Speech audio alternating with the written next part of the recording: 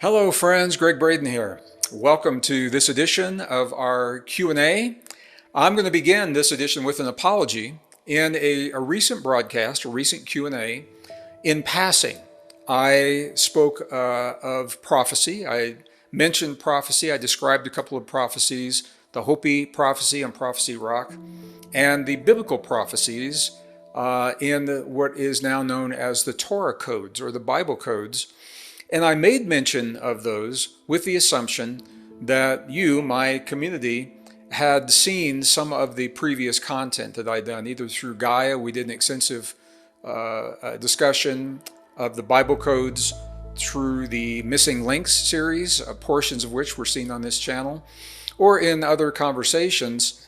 Your letters, your emails let me know that my assumption was incorrect, and that's why I'm apologizing. And that's what I want to talk to you about a little bit today. Actually, this is really good news because what it tells me is that we have new viewers. We have viewers that have not been with me since the Missing Links series was aired through Gaia TV and on this channel, and new viewers that may not have seen some of the other episodes. I'm going to invite you to go back and check them out. They're still available here on this channel.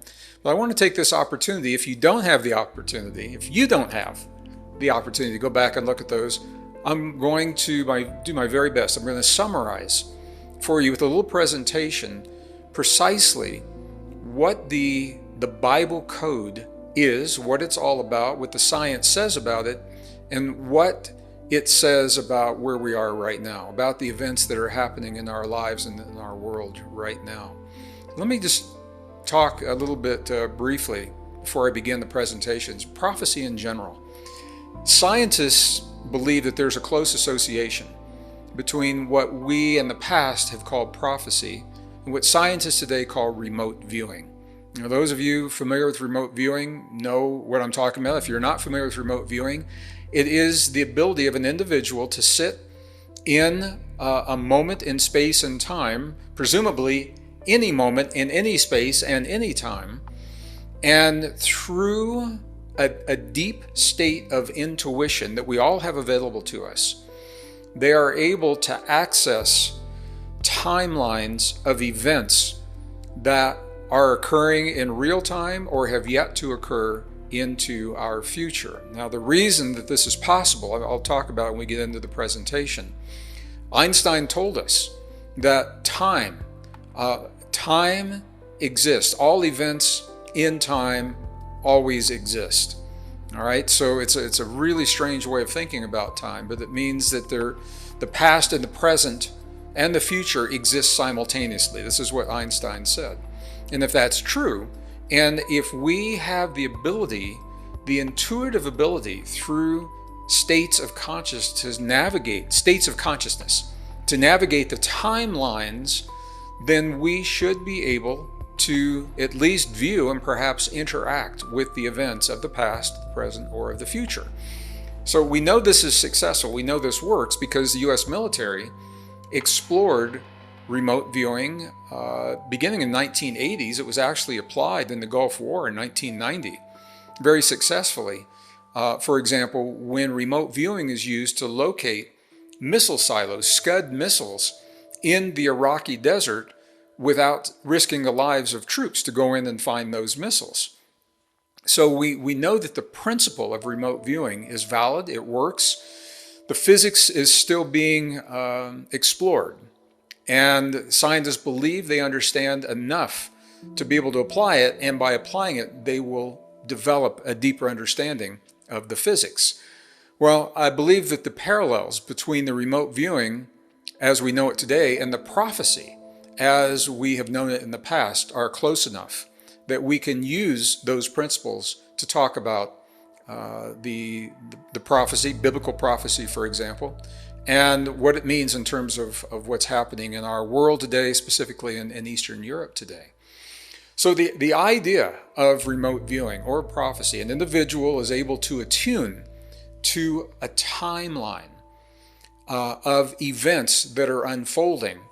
So they're in point A and they are looking into the future or into the past, but in this case we're talking about the future of point B. If nothing changes between point A and when the events of point B play out, then what they have seen may very probably come to pass. However, and this is where it gets it's a little real tricky, because of what are known as bifurcations in the time-space continuum. You and I are part of those bifurcations. What that means is that between point A and point B on a linear timeline, any choice that is made can deviate, can cause the events to deviate from that point B. One little choice can cause, so for example, a discussion, a negotiation at the peace table may not bring an end to the war, but it may be enough to deviate from the possibility of that war escalating. So the bifurcation allows for a shift, and now you're looking down a different timeline, and the original prophecy that was recorded may not be valid. Nostradamus, looking from his day he went as far as the year 3000. So many things have happened between his day and the year 3000 that have caused so many bifurcations. Some of his visions, as accurate as they were in the 20th century, may not be accurate into the future because we're causing those bifurcations.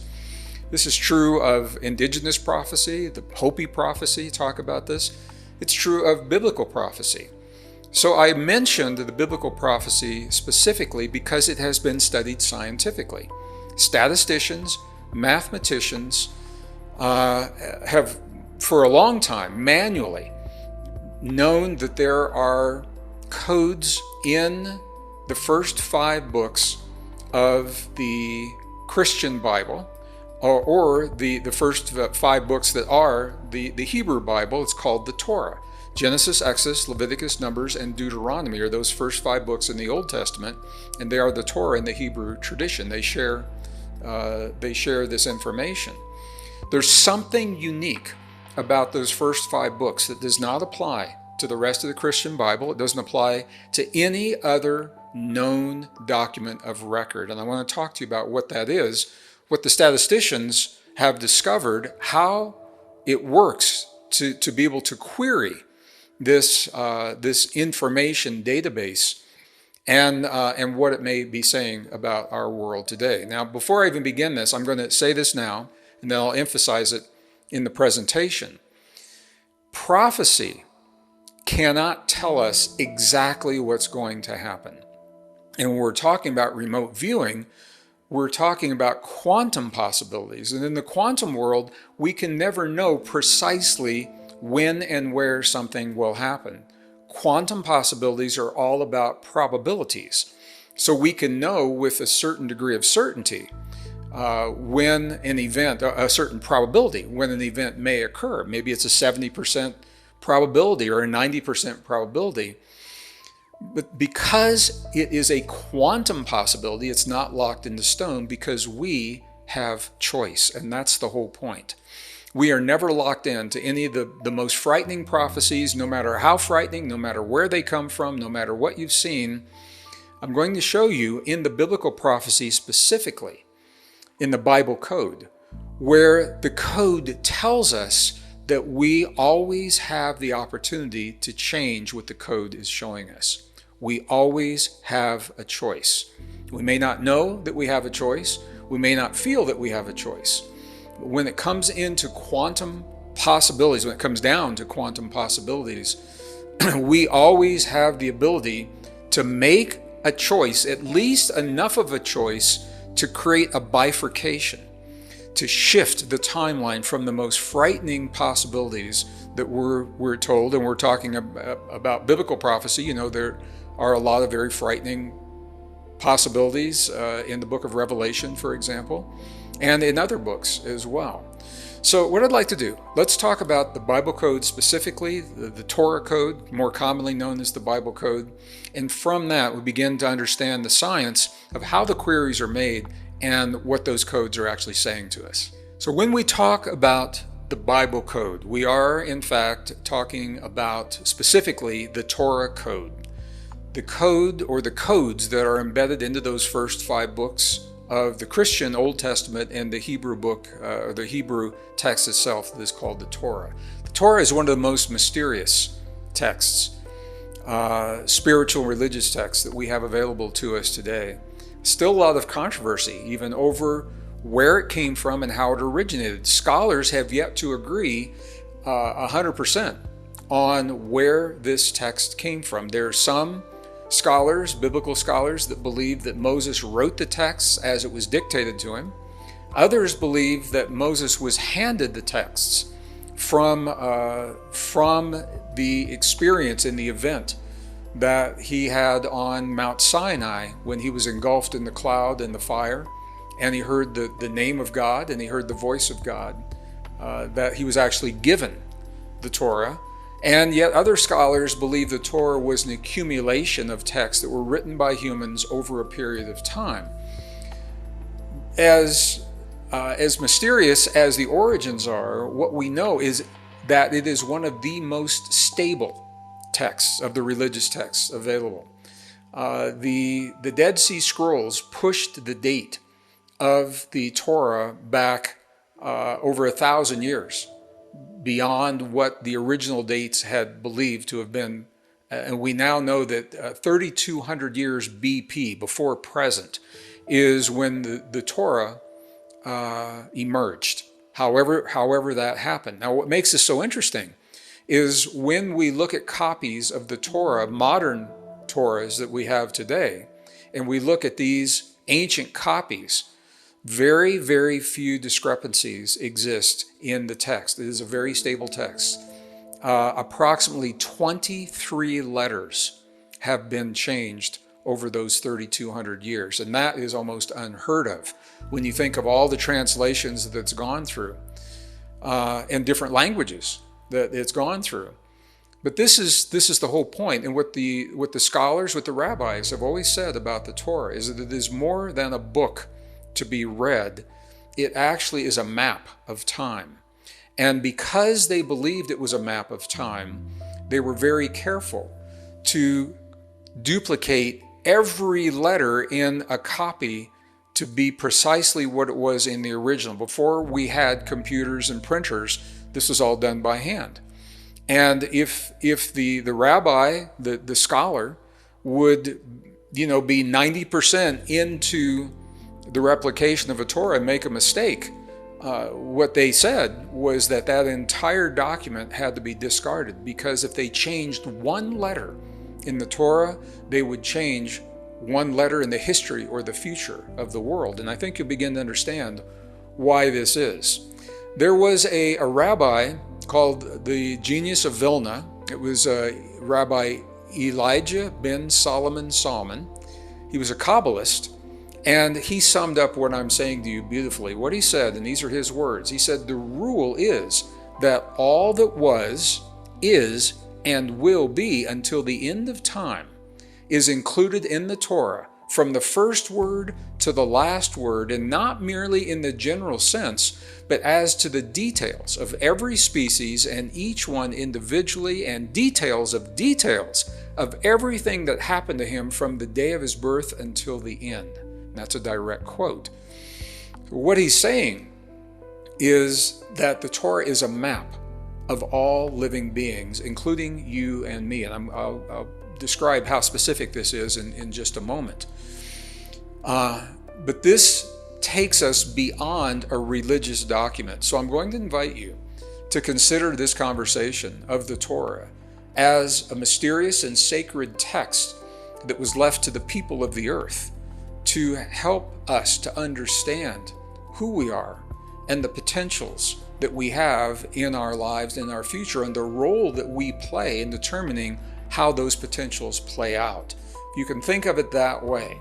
It takes on, for many people, it takes on a whole new meaning. So the Torah was originally received, and I always laugh when I think of this. If you're my age or maybe older, or maybe you've seen the reruns of the book, the movie, Exodus, where Charlton Heston played Moses. And indelibly engraved upon my mind is the image of Charlton Heston in his robes and his white hair and his white beard, and he's staggering down from the top of Mount Sinai, and in each arm he's carrying these huge stone tablets that were given to him, the Ten Commandments and the Torah on the top of Mount Sinai. That is the way we've been conditioned to think of the Torah. But modern scholars are offering us a little bit different idea. First of all, what mathematicians and what the scholars are saying is the Torah was originally received with no break in the sentences, with no punctuation. It was received in the Hebrew language, which is a language that does not use vowels. So it was a document of consonants, one continuous string of 304,805 characters. That number is important. So the original Torah was believed to have been received as one continuous string of information. 304,805 characters, not on a parchment, not in a book, not etched onto stone, big stone tablets that Charlton Heston is carrying down the side of Mount Sinai. Rather, it was etched into a mysterious stone that fit in the palm of the hand. Now, we don't have any good representations of this, but if you can think, it's a very different way of thinking. If you can think of this stone as fitting into the palm of a hand, and if a high intelligence truly was visiting Moses, who or whatever you believe that intelligence is, if you believe it was God, whatever you believe God to be, or if you believe it's a higher intelligence from another dimension or from another world, it would make sense that such a sacred and profound document, as you're going to see, would be left in something that would not be destroyed easily like a parchment would be. Now, in mid-1990s, 1994, a group of mathematicians under the guidance, the leadership of Elihu Rips was the mathematician's name, published a theory about the Torah. It was published in a peer-reviewed journal called Statistical Science. You can see volume 9. And here's a copy of the original paper, and it was under the title Equidistant Letter Sequences in the Book of Genesis. Now, that sounds pretty benign. You say, well, what's that have to do with prophecy? The way this works is that there is a mathematical algorithm that allows mathematicians and statisticians to search the Torah for meaningful information, for patterns and sequences of words that show up beyond what could be a chance, beyond what could be a fluke. And what they're saying in the abstract, it's saying it's been noted that when the book of Genesis is written as two-dimensional arrays, that equidistant letter sequences, and I'm going to share with you what that is. Spelling words often appear in close proximity. It says the effect is significant at the level of 0.000000004. That means it's a very small probability that this is a fluke. One of the tests that was made was a test of the names of historical rabbis. It was believed that if the Torah contained all that was, is, and will ever be, that the names of these rabbis should show up in the text. So a group of code specialists from the United States were invited to participate in this. These were code specialists from the intelligence agencies, NSA, CIA. And there were a group of historic rabbis, and they went to search for their names to see if they were in fact in the Torah. Well, not only were the names in the Torah, it was mind-boggling what else was in there. The names, the dates of their birth, the dates of their death, the cities that they lived in, where they practiced their tradition, the people that they practiced with.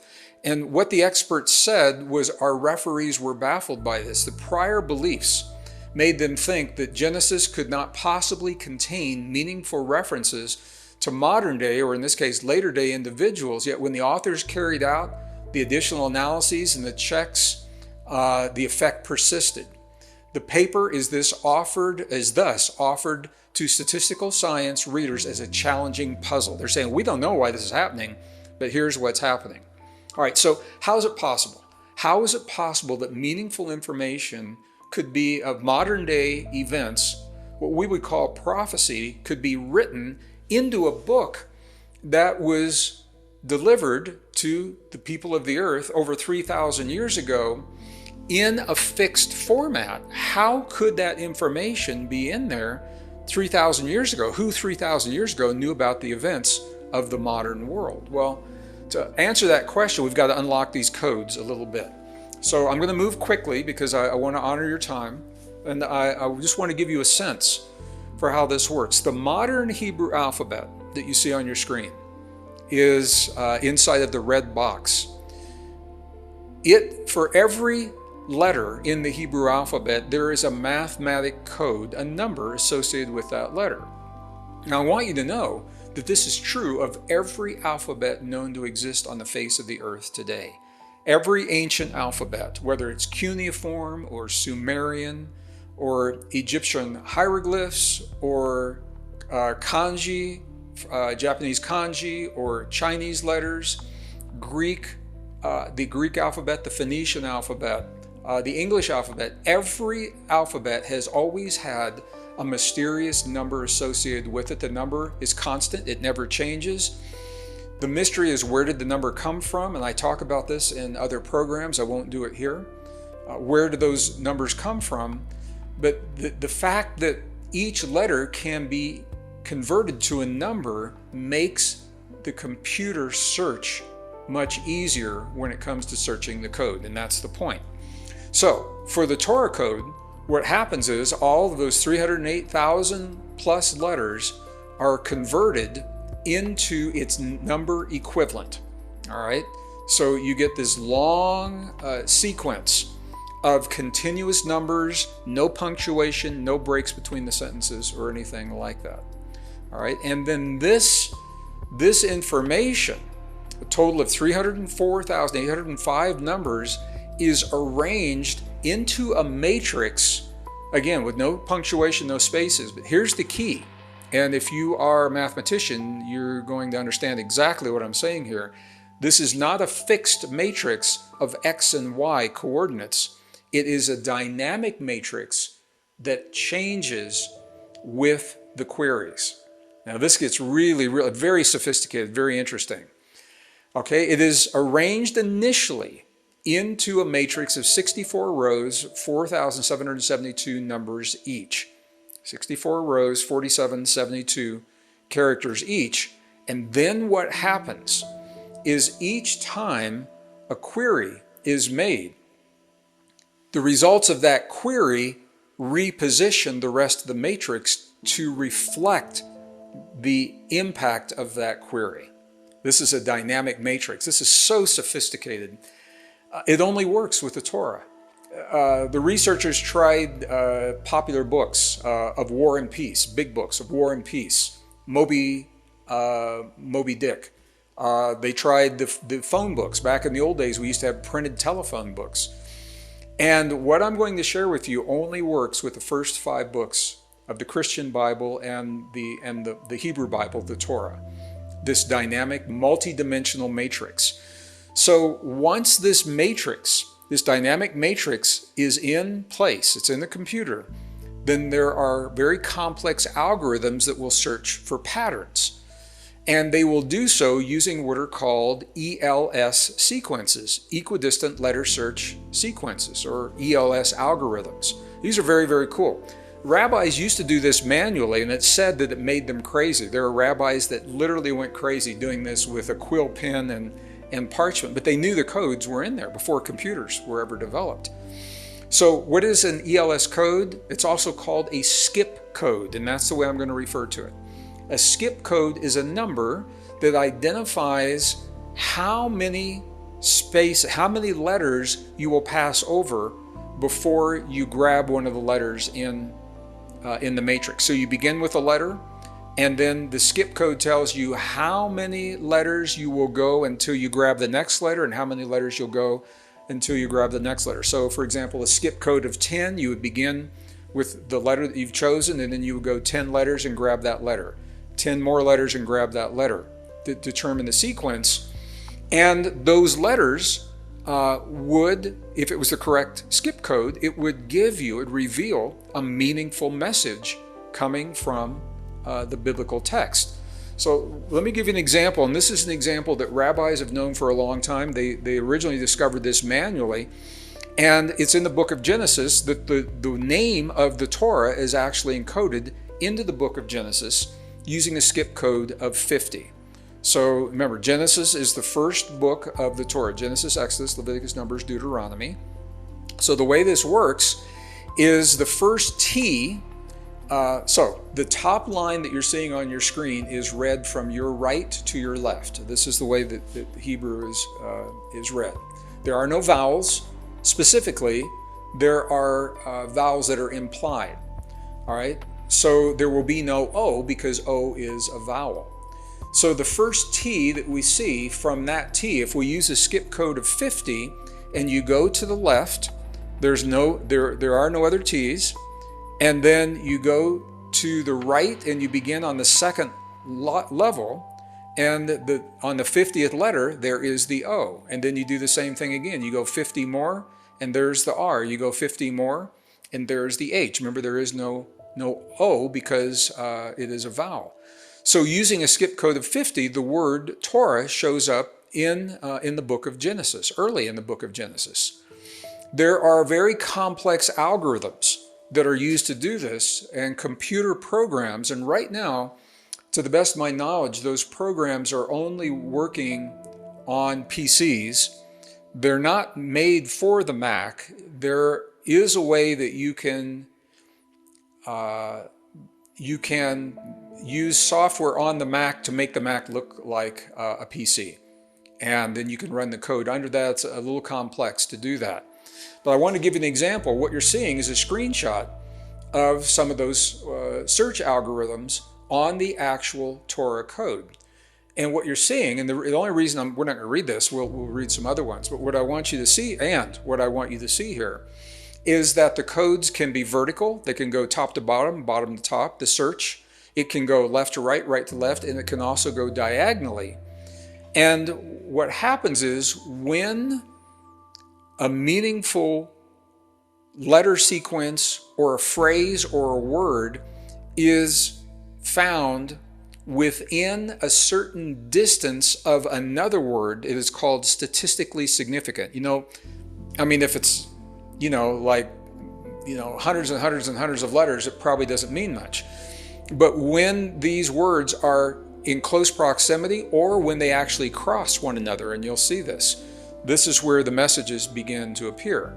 Now, this whole concept was made popular, brought to public attention in the mid-90s, specifically, and then with a book in 97 by a journalist named Michael Drosnin. Sadly, Michael Drosnin has passed, so he is no longer involved in this, but it is through his journalism that he published this first book called The Bible Code, and I believe four other books following, Bible Code 1, 2, 3, and 4, to bring us up to date on what was happening in the world. And the way that he did it was very profound, because in the Bible Code there was a series of sequences saying that the Israeli prime minister at the time in the 90s would be assassinated. Now, some of you, I know, have not learned about this in school. Others of you weren't alive when this was happening. So I'll just go over this very briefly as an example. And then we'll use this example to go through other queries very, very quickly once you understand how this works. So the Israeli prime minister between 1983 and 1995, his name was Yitzhak Rabin. He was a man of peace, and if you know him, or if his name is familiar, you may remember that he worked with under the guidance of Bill Clinton. When Bill Clinton was our president, Bill Clinton was the one that got Yasser Arafat, the Palestinian, the leader of the Palestinians, on the right-hand side, and Yitzhak Rabin, the Israeli prime minister, on the left. He got them together for the peace accords. They were called I believe it's the Oslo Peace Accords, where the two men in principle agreed to create a peace. This is the closest we've ever come to peace between these two factions that are our brothers and sisters in blood. And they truly are. They have the same heritage. And this is the closest we ever came. There were people that did not want that peace to happen. And one of those individuals was a man that assassinated Yitzhak Rabin, and he did it on November 5th, 1995. The reason I'm sharing this is because the Bible Code said that when the query was made, Michael Drosnin was working with the mathematicians, and they saw the assassination November 5th, 1995. And they warned Yitzhak Rabin that this would happen. He listened to their warnings, and he believed in the Torah Code, and he said, if it's in the code, then it's meant to be, and I'm not going to change my plans. I'm paraphrasing. He went forward with his day as he had planned his day, and the man that was identified in the Torah at the time of day that was identified in the Torah, on the street that was identified in the Torah, in fact, took the life of Prime Minister Yitzhak Rabin. That was what brought the Bible Code into the headlines, the fact that it so accurately described this event. So what I'm sharing with you here, this is a highlight, and I'm going to go to a computer screen. What you're seeing here is a portion of the Torah matrix. All right, Yitzhak Rabin is in the red. I just want you to see how these codes are revealed. Is in the red, so you see him vertically, and crossing him. It's not even it's nearby, it's crossing him. Assassin who will assassinate actually crosses his name. Now, the bigger picture, there's a lot more information, and I want to share this with you. Here is the screenshot, and they're using geometric forms to highlight the different words.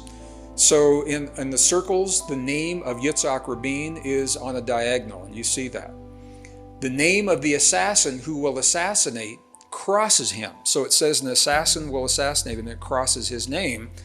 The assassin's name is in the truncated pyramid in the upper left, the name, and his name, that says his name, and his name is on that same line to the right. His name is Amir. And in fact, Amir is the name of the assassin that took Yitzhak Rabin's life. So the question is, how could that information have been in a 3,000-year-old text? Well, what the scientists did, they said, what if Yitzhak Rabin had postponed his tour that day? He was on he was doing essentially a parade. What if he'd postponed that parade? So they entered the query into the Bible Code, and it still said, name of assassin who will assassinate. Name of the assassin was Amir Yitzhak Rabin. But then it says assassination delayed. So if Yitzhak Rabin had postponed, he would have lived that day, perhaps not on to another day, because it said assassination was delayed. So these are the kinds of things that are showing up. And then the scholars began to go back and look in history and see what else could possibly be in this Bible Code, in this Torah Code. And the answer is everything. Everything, any event that you put in there is going to show up. These are major events. Here you see the atomic holocaust in Hiroshima. In the circles vertically, you see atomic holocaust. The triangles, you see Japan. The year is in the squares, crosses the atomic holocaust. It is the Hebrew year 5705, which translates into the Julian year or the Christian year 1945. So 1945 actually crosses, and this is the only place this happens in the Bible Code. There's nowhere, when all the queries are run, there is nowhere that says that this will happen as it did. During the Cold War years, there was a potential in the mid-1980s, and all the queries have been run since that time. Nowhere does it say nuclear holocaust, atomic holocaust. So I'm saying this because many people are concerned that we're going to have an all-out global war with mushroom clouds on every horizon. And I'm not saying that we couldn't have a limited nuclear exchange. I hope not. I hope and I believe that cooler heads will prevail. But if that happened, that is not an all-out Holocaust. That would be a limited, it's called the tactical nuclear exchange. It's a horrible term that has been coined in military circles. There are what are called tactical nuclear weapons designed to be used on the battlefield, much smaller in scale than what happened in Hiroshima. Very sad that anyone would even put the time and energy into developing a weapon like that called a tactical nuke. So that's my personal feeling. It's not my science. So this is how this works. And they began looking at other things. John F. Kennedy, the assassination of President John Kennedy. Here his name is in circles vertically.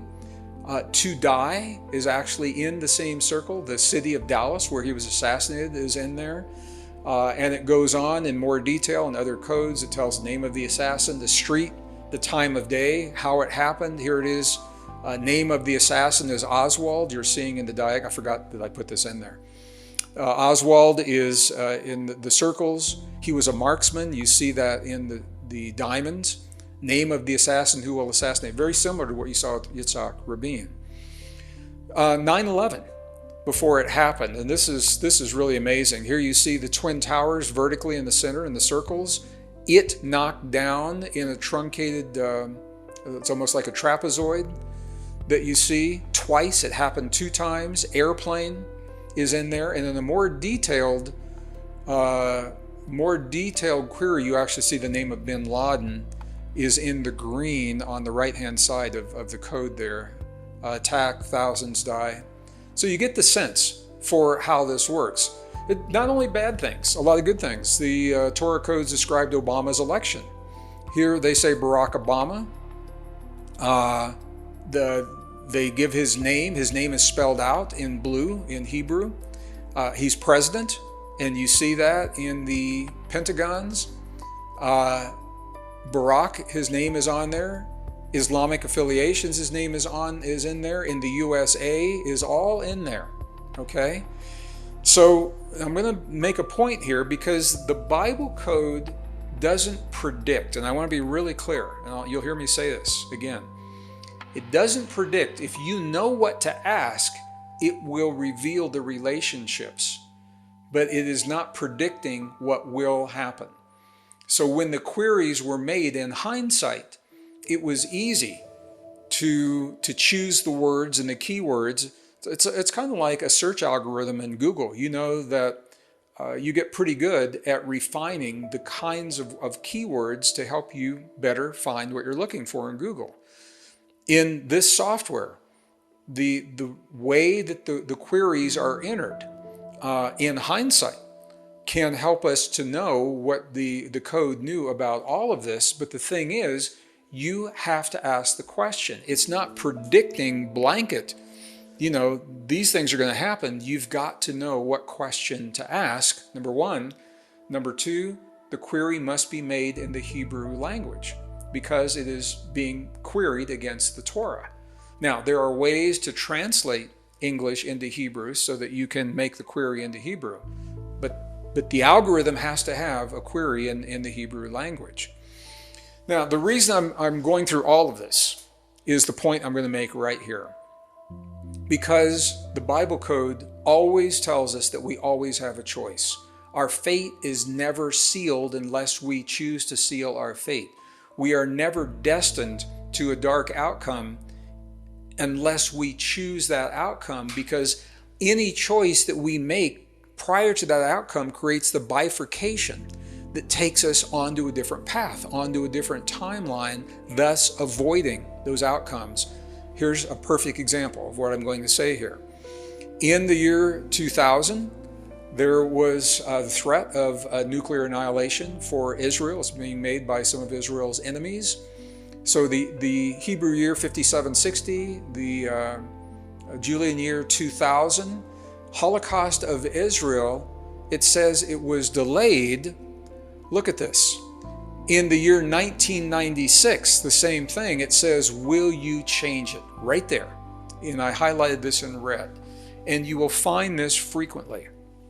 in the Torah codes, in a place near the most frightening statements that are in there. Nuclear holocaust, atomic holocaust, for example, like you're seeing here. Will you change it? The code itself is telling us that we always have a choice. The key is we must act upon our choice. We must make the choice of peace.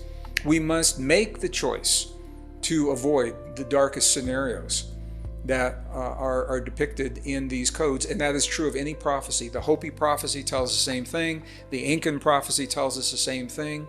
Tibetan prophecies tell us the same thing. All they can tell us is what may happen if nothing changes. They're looking at probabilities in time and space as we embrace our power to choose, our power to influence these quantum realities.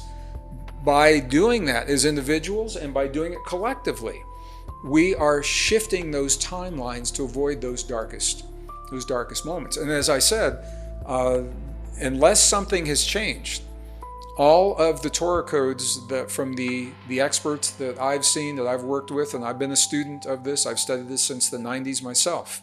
We've done whole workshops on this. I do not see anything in there about a nuclear holocaust or atomic holocaust beyond the end of the Cold War. So of all the things you have to worry about, and there are a lot of things out there, maybe that one can have a little less priority for you. I want you to know that you're in the Torah Code because everyone is. Every name of every person that's ever been entered is in the Torah Code. The city that you're born, where you live your life, who your partners are in life, it's all in there. And you say, how can that be? How can that possibly be? And the answer to that, it's a deep mystery. It goes back to what Einstein said early on, is that the past, present, and future all exist simultaneously. So somehow, over 3,000 years ago, and this is the way as a scientist I choose to think of this. You've seen me talk in past programs about the very real possibility that we are living in a simulated reality or a virtual reality, that we are living a simulation, learning something about ourselves, learning about the power of love, learning about the power of human emotion, learning about the power of good and evil. And I say that because those are the dominant themes playing out in our world. The ancient theme of good and evil has been playing out since the beginning. The power of love to transcend hate and to transcend our hurt and heal, and the power of human emotion to elicit that love. Those are all factors that I personally believe are dominant factors.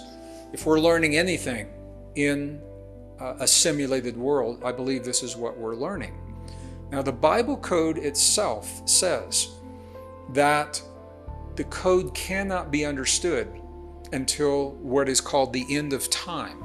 Not the end of the world, not the end of the world like so many people thought 2012 was. 2012 wasn't the end of the world. We're not living the end of the world now. We may be living the end of a certain kind of time and moving into a different kind of time, a new kind of time. What the Bible code says very clearly is that we will only be able to read the code at the end of time when computers, and the word computer is in the code, when computers can unlock the codes. This comes from the book of Daniel, actually, is where this is. So the information in the Bible code was shut up and the words were sealed until the end of time.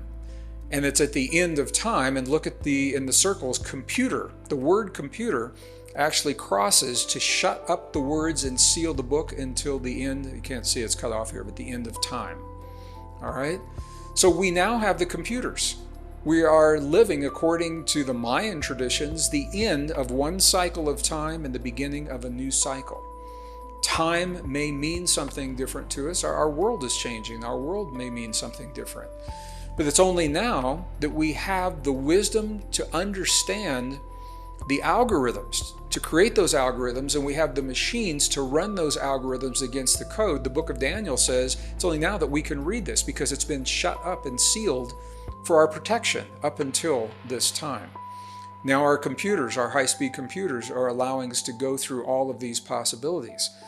Here's the quote that I was sharing with you. Einstein said, "Time does not flow in only one direction, and the future exists simultaneously with the past." This has always been one of the mysteries in physics. It feels to us like we can only go from the present into the future.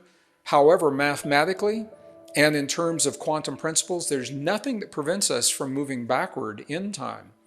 It simply is that time appears to be flowing forward. And I mentioned in an earlier program that physicists believe that is linked to the Big Bang. The Big Bang is the expansion that began our universe that continues today. With that expansion moving outward, that's where time and space-time were created with that expansion. So if our experience of time and space is linked to the expansion of the universe because the universe is still expanding outward, that would explain why time is dominant in that direction from the present into the future. If the universe were collapsing, which at some point in our distant future, theorists believe it will, that it will stop expanding and it will begin to collapse. In Hindu traditions, this is the breath of Brahma. Brahma is exhaling right now. That's the expansion, time, space, moving from present to future. When Brahma begins the inhale, then the universe begins to contract. Time will go in reverse. That's got to be a pretty weird experience. I don't know. I don't want you to think about this in terms of something to be concerned about this week or next week. I see no evidence to support that. But I want you to know that Einstein says time does not flow in only one direction. If the future exists simultaneously with the past, then we can think of the Bible code and the Torah code as a map of quantum possibilities that were laid down over 3,000 years, 3,200 years ago.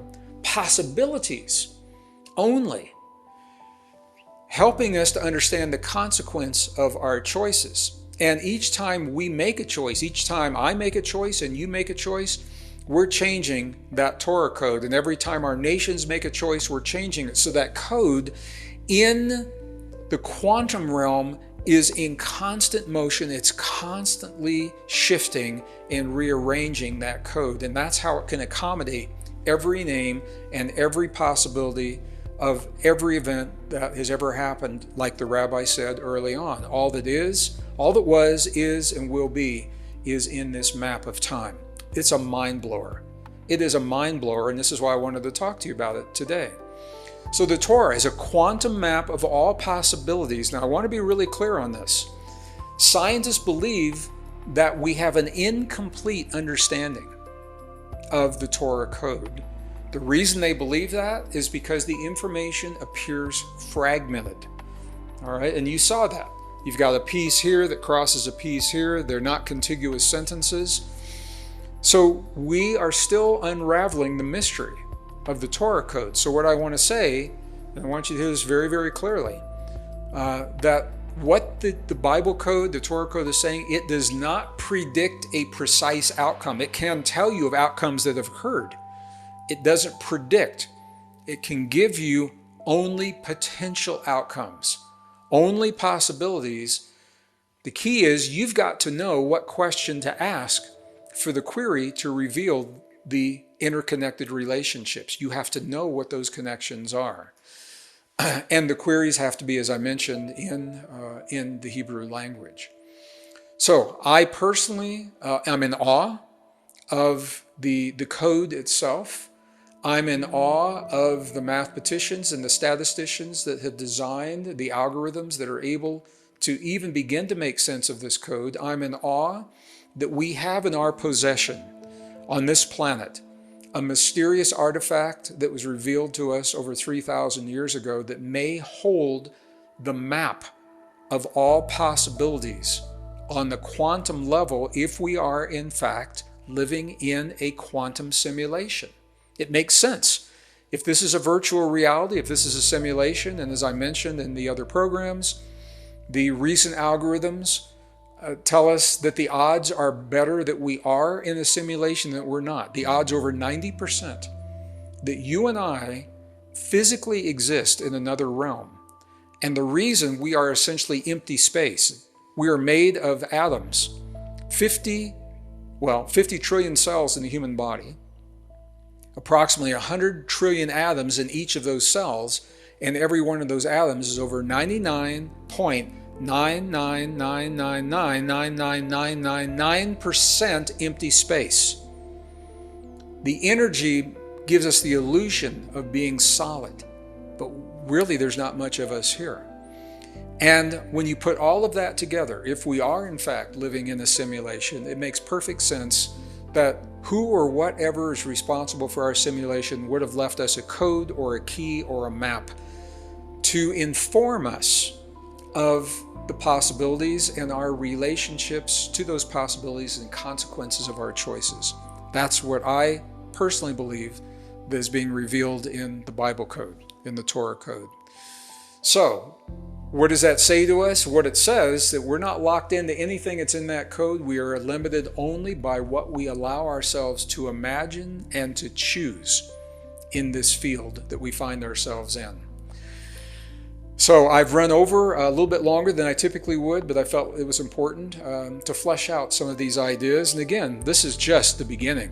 There is so much to these codes. You wrote, you ask, and I'm answering.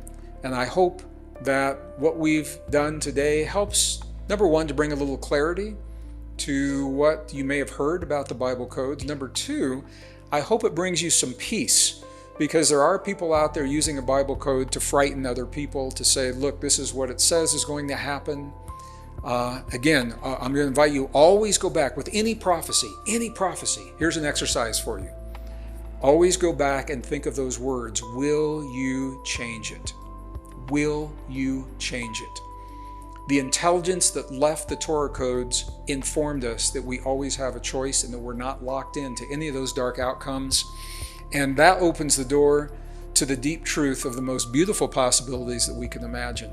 And with that, I'm going to close this section of this Q&A, a long answer to a short question that came from many people about the Bible codes and the Torah codes. Thank you for sharing part of your day with me today. I look forward, as always, to our next.